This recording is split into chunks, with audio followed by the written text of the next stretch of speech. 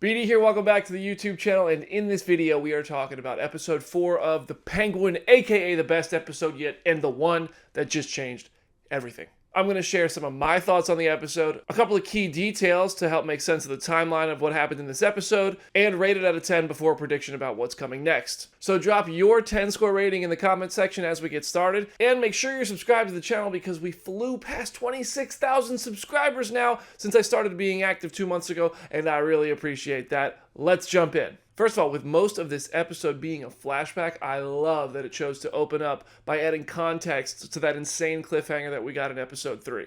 Our boy Oz is cooked, because now not only the Maronis are after him, the Falcones would be after him if they were still alive, more on that in a second, but Sofia knows that he killed Alberto. Ooh. And also props to HamBacon559 for the comment on last week's video calling out that Oz left Sofia because Sofia would figure him out. She just outright knows now, so yeah, you were on the money. Hey, remember how in an earlier video I said Sofia might be crazy, but also might not be crazy? Turns out she isn't crazy. This episode just took everything we thought we knew about Cristin Milioti's character, flipped it on its head, and showed how she was completely framed by her father, by the entire Falcone family, by the people in Arkham and Gotham, and it's just so powerful. I did not see this coming at all. I personally think this is a brilliant commentary on how something can be said about somebody on social media or in the news or anything. One little piece of anything is said out loud, and then all of a sudden, everybody, like a person becomes labeled something that they might not be. And in this case, Sofia is not the hangman. Carmine Falcone is the hangman.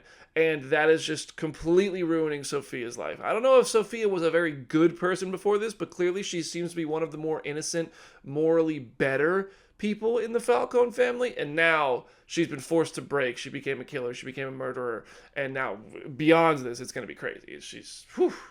And shout out to the fact that they recast Carmine Falcone for this series. He was played by John Turturro in The Batman, and Mark Strong played the younger version of him here. Between the glasses and the mustache, and the fact that this was set years before what we saw in The Batman, in fact, I'm willing to bet there's people who did not even realize Carmine Falcone was recast, maybe until I just said that. Most of you, I know, you probably did, but I'm sure there's a few who are like, that's not the same guy. The scenes in Arkham, by the way, absolute horror film. What Sofia was going through, this show just jumped genres. Incredible. And in fact, I actually talked to Michael Giacchino, who did music for The Batman, and his son, Mick Giacchino, who did music for The Penguin, and I asked about making the music for this episode. Here's what Mick had to say. Honestly, this was one of my favorite ones to write because it was just so out there and different from the rest of the series. And I got to be really big with the music. And ultimately, it was finding a lot of clusters and just a lot of sounds that just aren't very pretty and just making you feel very uneasy.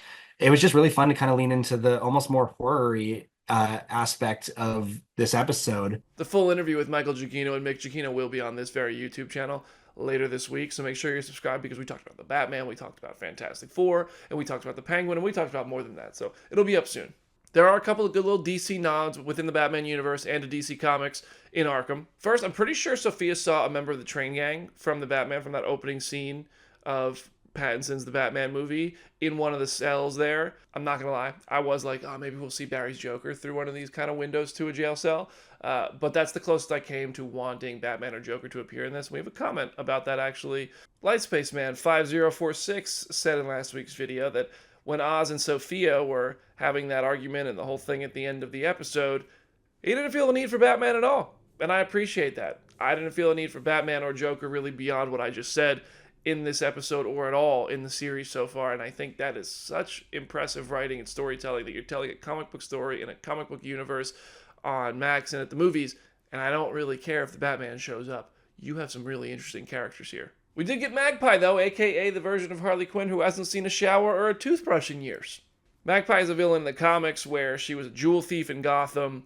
She would steal jewels that were named after birds, so when she said, Magpie, like the bird, that was a reference to her comics origin right there. And her death scene, and that other death scene in Arkham, goodness gracious. The Penguin is absolutely a ruthless series, and I love it. Now let's talk about Dr. Julian Rush. A lot of theories online, this guy could be Scarecrow. I'm thinking maybe not going to be Scarecrow because he ended up cracking. He ended up feeling bad for Sofia. I also really appreciate that there's little tiny nuances, like when the doctors are torturing her and he's supposed to be the one that's cracking and becoming the good guy who becomes an ally to her. I appreciate how there can be small details and the show treats us like we're smart and we're supposed to pick up on it.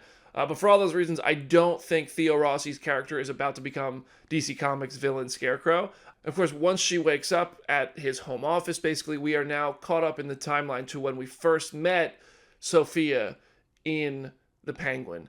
Now, this is started in the future, gone to the past, and now it's to what was the present in a previous episode.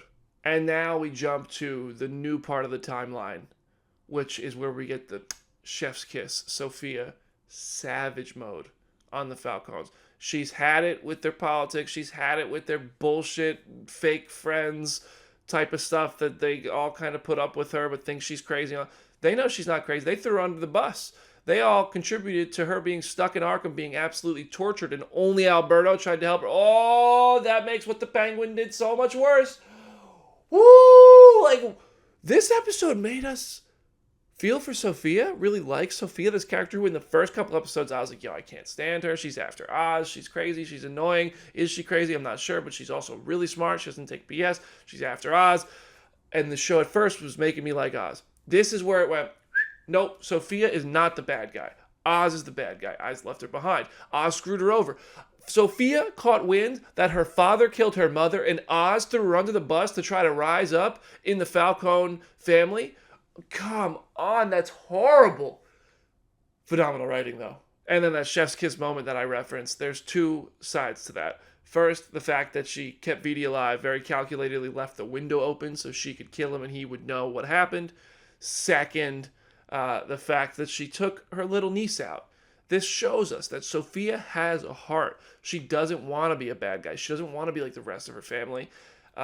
Now, is she able to escape that life after what she just did? Because she was broken by the events of Arkham. She was broken by the betrayal of her family, and now she's offed almost all of them? Well, we'll see. That makes for a very interesting next few episodes.